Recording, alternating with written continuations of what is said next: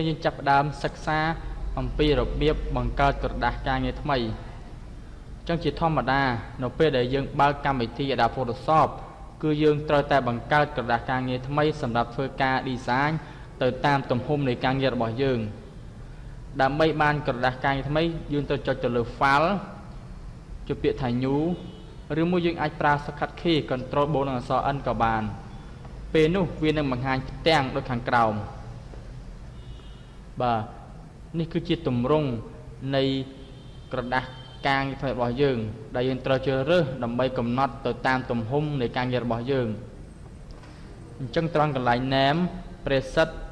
Y High Resolution Color Mode និង Background Content ខ្ញុំសូមបង្ហាញ slide បន្ទាប់បាទអញ្ចឹងត្រង់កន្លែង Name គឺយើងប្រើសម្រាប់ដាក់ឈ្មោះឲ្យក្រដាសការងាររបស់យើងហើយ Preset សម្រាប់ជ្រើសរើសឬកំណត់ទំហំក្រដាសទៅតាមការងាររបស់យើង Y គឺយើងសម្រាប់កំណត់ទំហំជួរដេក High សម្រាប់កំណត់កម្ពស់ក្រដាស Resolution សម្រាប់កំណត់ភាពច្បាស់ឬមិនច្បាស់របស់ក្រដាសការងារ Color Mode ប្រើសម្រាប់ជ្រើសរើសប្រភេទពណ៌សម្រាប់ធ្វើការ design ទៅតាមការងាររបស់យើងចំពោះ Bitmap គឺយើងប្រើសម្រាប់ក្រដាសពណ៌សនិងខ្មៅហើយសេរីចាស់ចំណែក Grayscale សម្រាប់ក្រដាសពណ៌សខ្មៅសេរីក្រោយ RGB គឺ Red Green និង Blue សម្រាប់ប្រភេទក្រដាសពណ៌ក្រហមបៃតងនិងខៀវចំណែក YCCYMK គឺយើងប្រើសម្រាប់ក្រដាសប្រភេទជាសម្រាប់បោះពុម្ពជាក្រដាសពណ៌សម្រាប់បោះពុម្ពតោះនៅកន្លែងហ្នឹងត្រង់ Lab Color គឺសម្រាប់ប្រភេទក្រដាសដូចជា RGB ដែរប៉ុន្តែគេលែងប្រើវាឲ្យពេលបច្ចុប្បន្ននេះអញ្ចឹងត្រង់ Background Content គឺប្រើសម្រាប់រើសប្រភេទ Background បើយើងយក Y មានន័យថាសម្រាប់រើស Background ជាពណ៌ស Background Color សម្រាប់រើសជា Background មានពណ៌ Transparent សម្រាប់រើសជាប្រភេទគ្មានពណ៌ Background អញ្ចឹងដើម្បីកុំឲ្យមានចម្ងល់យើងចាប់ផ្ដើមអនុវត្តទាំងអស់គ្នាសូម minimize មកខ្ញុំសូមបើកកម្មវិធី Adobe Photoshop របស់យើងដោយ click ពីរដងទៅលើ icon នៅ desktop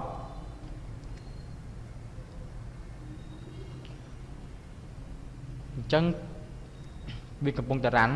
ចាំតិចមក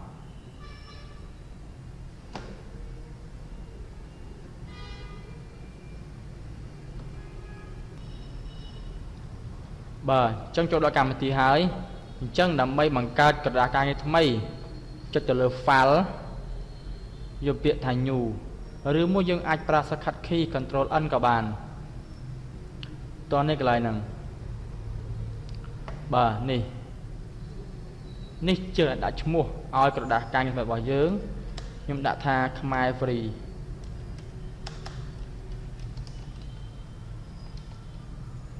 ត្រង់កន្លែង Preset គឺយើងជ្រើសរើសប្រភេទទំហំនៃក្រដាសការងាររបស់យើងមានច្រើនជា default មួយគឺ default Photoshop size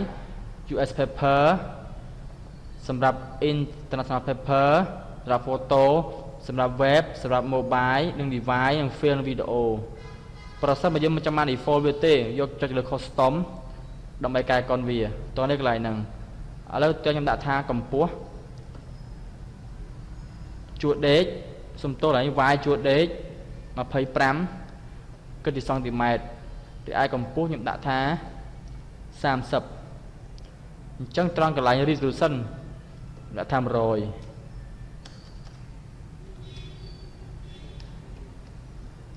បាទបន្តមកកន្លែងនេះ color mode អញ្ចឹងកន្លែង grayscale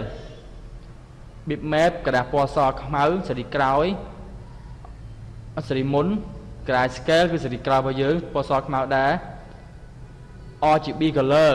ជាប្រភេទក្រដាសប្រភេទ Red Green និង Blue YCMK ជាប្រភេទក្រដាសពណ៌សម្រាប់បោះពុម្ព Lab color សម្រាប់គឺជាពណ៌មួយដែលដូច RGB ដែរប៉ុន្តែគឺលែងប្រើហើយអញ្ចឹងឡើយខ្ញុំយកធម្មតាគឺខ្ញុំយក Grayscale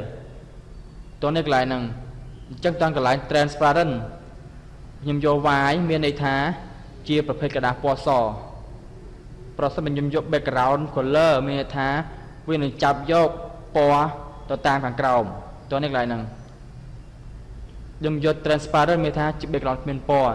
អញ្ចឹងជាដំបូងខ្ញុំលើកយកវាយមកបង្ហាញជាមុនសិនជា background មានពណ៌សតោះនេះកន្លែងហ្នឹងខ្ញុំអូខេ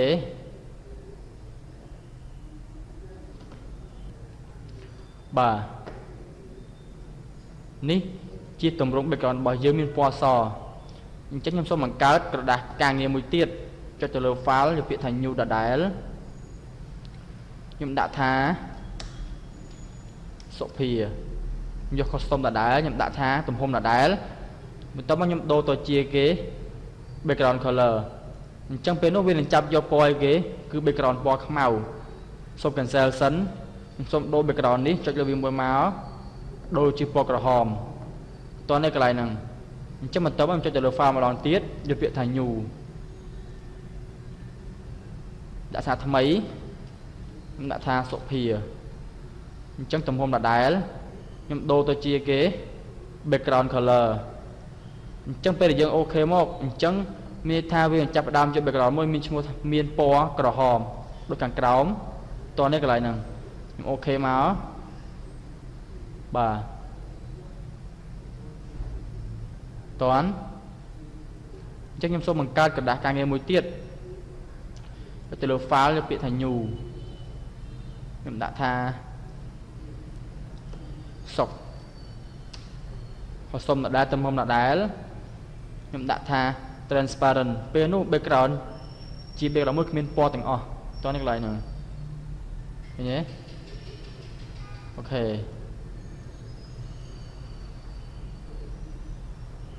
បាទអញ្ចឹងឥឡូវនេះខ្ញុំសូមបញ្ចប់របៀបនៃការ